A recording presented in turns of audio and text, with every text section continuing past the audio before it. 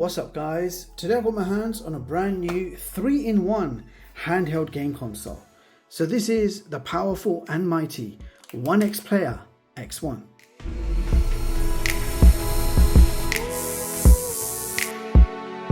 Now the OneXPlayer X1 launched a few months ago with the new Intel Core Ultra chipsets. Now this one I have here is the newly launched AMD version. So it's powered by the Ryzen 7 8840U and is slightly cheaper in price than the Intel version. But you can actually expect a better gaming performance from this AMD version, and we shall certainly be putting this thing through its paces to see how good it really is. Now price wise, you can pick up this AMD version right now for around $1089 US, and that is a limited time special offer. So the OneXPlayer X1 features a unique 3-in-1 design. So it can be used as a handheld console by attaching the included controllers. And you can see I already have them connected. You can remove them quite easily. And then you can use this as a regular Windows tablet with a very responsive touchscreen. If you want to convert this thing into a laptop, you just grab the included keyboard, connect it, it's a magnetic connection, and then you have yourself a pretty decent portable laptop with touchpad and backlit keyboard. So a very nice 3-in-1 design, which could be quite useful. Now quick look at what you get inside the box. We've got user manual, quick start guide. This comes with a very handy slim backlit keyboard connected via pogo pin, magnetic connection. We've got a controller split in two halves, similar to how the Nintendo Switch works, and it does also come with a middle connector. So you can connect this controller up to the middle connector, and that will give you a standalone USB dongle powered wireless controller. Or you can pull these off and connect these directly to the tablet, and I'll show you that in action in a bit. This also comes with a back bracket. So it's a hard metal back bracket, and that will just basically give you a stand. It is magnetic and it just connects to the back of the console, and that will basically give you a handy stand when you need it. Alright, so design wise, this looks like a tablet. So very well built. It feels quite solid. It is made from plastic, but you've got a metal chassis. Now if we just quickly check out the ports. On the right, we've got two Type-C USB 4 ports, and these are full featured Type-C ports, and they do support display out. And just underneath, if I just pull off this plastic tab, that is where you can connect your controller on. There is a speaker grill as well at the bottom. Up on top, you've got a power button, volume rocker. Behind this tab you can see the Oculink port and a headphone jack. So this does support external GPUs like the One X GPU by OneXPlayer. If we keep going, you've got some ventilation on this side, and you've got a small turbo button. On this side we've got a full-size USB-A, and that is USB 3.2, and next to it you can see a MicroSD expansion port which supports up to 2 TB cards, and you've got another tab which you can pull off to expose the right side controller connection. Speaker grill number 2, and at the bottom you've got pogo pins so you can connect to the keyboard. On the back you can see a large fan intake grill, so it will suck cool air in, and then you've got an exhaust at the top where hot air will be blown out. Now the cooling system is quite advanced. This features a liquid bearing cooling fan, you've got copper heat pipes, and you've got aluminium heatsink. So the console is designed to run cool, and throughout my tests so far, I've had a good time with it. It didn't overheat for me. It actually runs pretty well. The entire concept is kind of inspired by Nintendo Switch, but they've got their own funky take on it. Now on the front, you have a generous 10.95 inch LTPS 120Hz 2.5K display. That's 2560 by 1600. It's a 16 by 10 aspect ratio with 540 nits of peak brightness and 138% sRGB. It's a very nice looking display, responsive touchscreen, and it can be used as a Windows tablet. Performance wise, this thing is powered by the AMD Ryzen 7 8840U, built on the Zen 4 architecture, featuring 8 cores, 16 threads, and clocked at 3.3 GHz base and 5.1 GHz turbo. For graphics, we have integrated AMD Radeon 780M.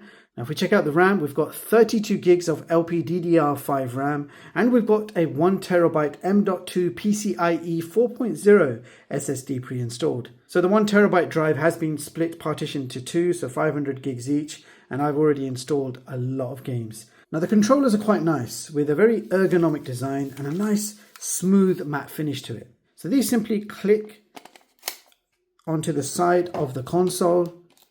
So if you've used a Nintendo Switch before, you'll know exactly how this works. And immediately, even though that's a large screen, this feels secure. It doesn't feel like it's going to fall off or anything like that. Now the controllers do feature Hall effect joysticks, so no worries about stick drift. You also have a removable D-pad, and there is a spare included, but I've already applied my favorite one. Now on the right, we've got XYBA layout with 2 buttons on either side. You have your shoulder buttons on top, and you've got linear triggers. And on the back, you've got a single customizable button on each side, and the button above it is just to release the controller from its dock. Now the controller comes with a middle connector, so you can use it as a standard controller. So again, you're just clipping these on, and that becomes a standard kind of full-size game controller. So you can play games while it's in tablet mode. To connect, you're using the included USB dongle, which is hidden in the back. So this dongle you can plug into the full-size USB-A port. So once you plug that in, you've got a power button here. You just push the power button and you will immediately be connected to the console. So you can have this thing docked on its stand, and then you can kind of get more of a console experience. You don't need to hold that tablet around. You've got a full controller in your hands. And this controller is compatible with other devices, so you can plug it into your main PC. I like that you've got this see-through window which shows you some of the components. You've got some RGB lights going around the joysticks for that trademark OneXPlayer aesthetics, and all of this can be customized from within the OneXPlayer overlay. Now the keyboard is very well made and durable. It feels like metal coated in this rather nice soft leathery type material. It's slim and light, and it connects to the tablet via the 4 pogo pins. You don't even need to struggle. Even if you align it a bit to the left or a bit to the right, it will find its way to its correct position. So the keyboard is held together magnetically. So this is a backlit keyboard, although the backlights aren't that bright. But if you're using it in a dark room, it definitely comes in useful. Now the keys are nearly full size, and they're quite nicely spaced out. Overall keyboard is comfy to type on, and it comes with a rather nice touchpad supporting multi-touch gestures. Now the keyboard also folds up to give you a protection case for the console itself. So now you can pop that into a bag along with the controller, and you're ready to game anywhere you like. Now software wise, you get Windows 11 Professional pre-installed and ready to go. The OneXPlayer overlay is very useful. If you just press the turbo button on the top, and it will bring up the overlay. Now it lets you customize things on the fly. You can tweak the TDP performance from 4 watts all the way up to 30 watts. Fan speed can also be adjusted, but I just like to leave it on automatic. You've got vibration settings as well. You can turn that up and down to suit. I like to keep it on slight. As I'm not much of a vibration fan, I prefer to have a slightly better battery life. Now from here, you can immediately change the system resolution as well. So you can take that resolution right down to 1280 by 800 by just tapping on the screen. So really easy to switch resolutions from within that UI. The LED lights on the actual controller can be edited, but for that to take effect, you would need to place the controller docked onto the unit first of all. And once you do that, you'll be able to choose from a whole bunch of themes and colors that you can immediately switch to. You've also got 3 levels of brightness for those LEDs, 1, 2, and 3. And you have some other functions at the bottom there for brightness, volume, settings, so on and so forth. It's quite an exciting feature-packed console. I love that the extras come with the console. You don't need to worry about buying the keyboard separately or the controller separately. You can actually get it all together. Let me show you guys exactly what this can do and what kind of frame rates we can achieve from playing various games. Let's go. So the first game we're playing is GTA 5. I maxed out the resolution. That's 2560 by 1600. I've set the graphics to very high, and this game has also been set to play at 120 Hz refresh. So we're achieving around just under 40 frames per second, and it plays really well. Looks really nice. Graphics look smooth. Lots of detail. Beautiful screen.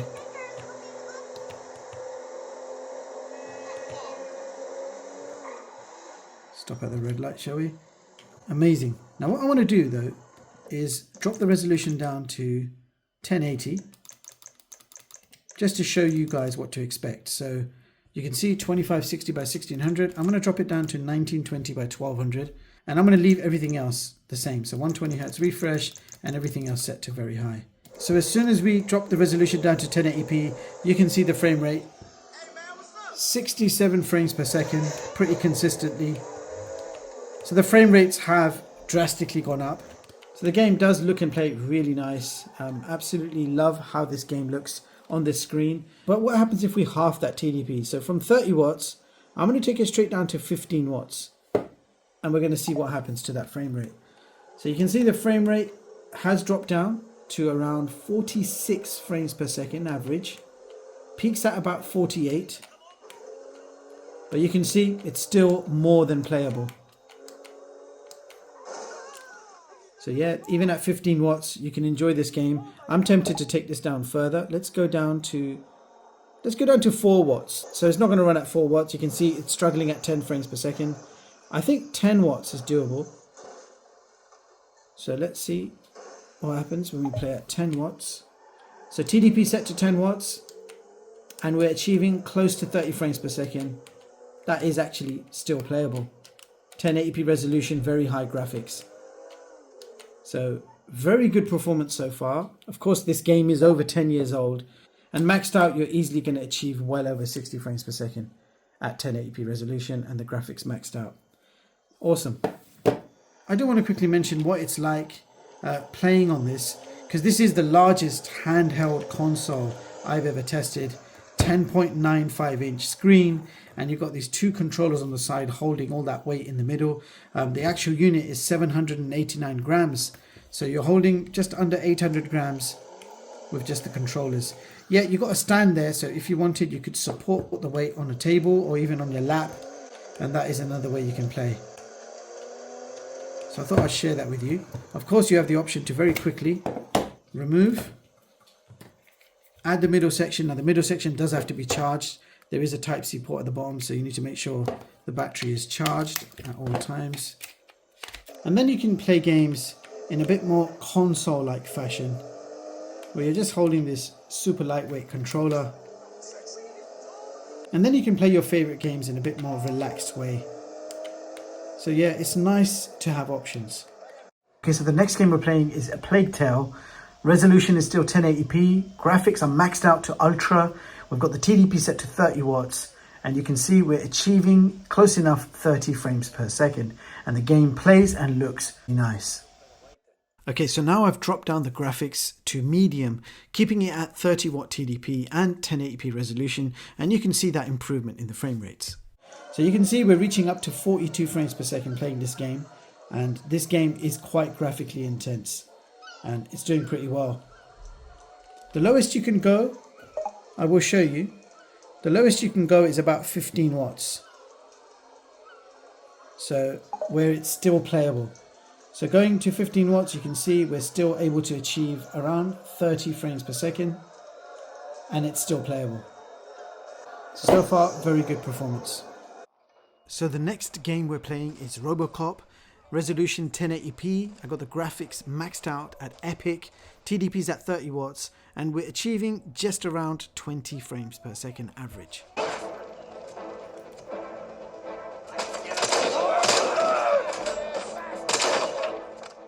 Playing the same game, and I've just changed things around to see if we can achieve a higher frame rate. Graphics are set to high. We've got the TDP set to 30 watts. And we're achieving just under 40 frames per second.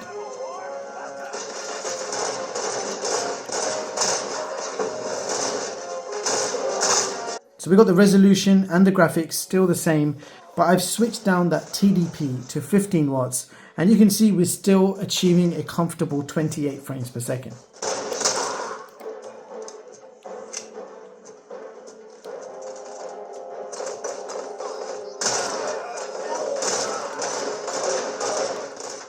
Okay, so the next game we're playing is Call of Duty Cold War. I've got the graphics maxed out to ultra, and I've got ray tracing on, also maxed out to ultra. And you can see we are achieving close to 40 frames per second.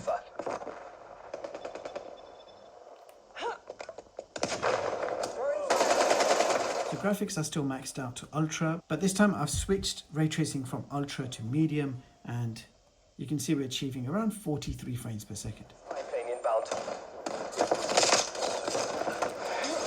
Enemy hub established above.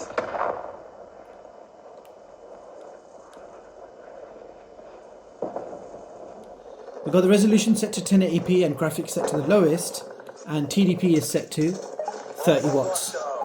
And we're achieving around 110 frames per second. We've pulled ahead.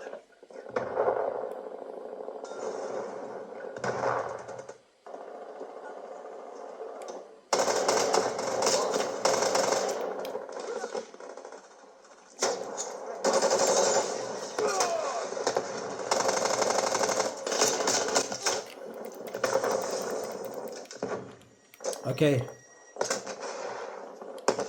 So it's actually peaking at around 122 frames per second. I want to drop the TDP down to 15 watts to see what happens. You can see we're still achieving very good frame rates. Average around 90 frames per second with the TDP at 15 watts, which is quite amazing.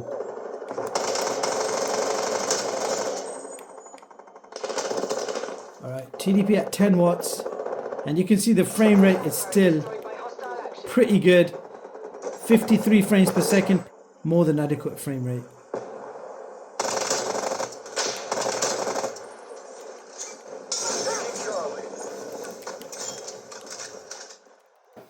Okay, so we're playing WWE 2K24 and the graphics are set to its highest. TDP is at 30 watts and you can see we're achieving 60 frames per second.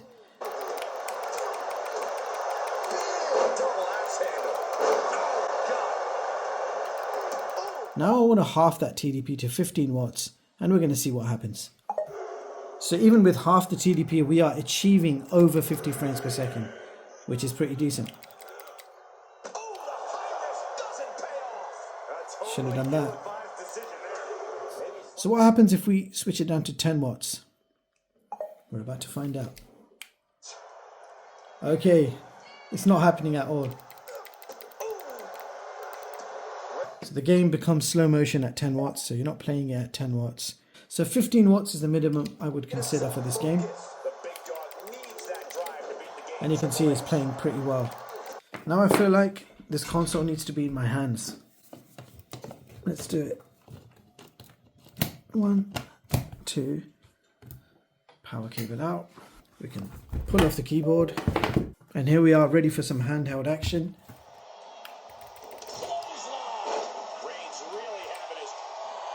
Let's finish this.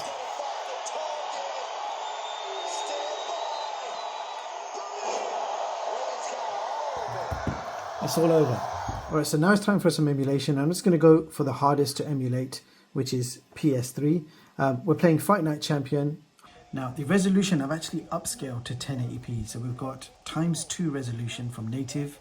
We've got the TDP set to 30 watts. And you can see the game is playing superb. I've not been able to upscale the resolution for PS3 emulation on any handheld prior to this. So that tells you that the gaming performance of this chipset is actually quite amazing.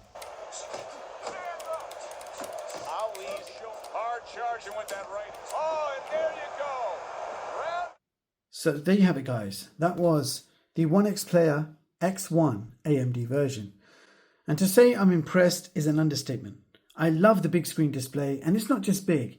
It's bright with beautiful colors, 120Hz refresh, and 2.5K resolution. The screen is absolutely gorgeous to look at.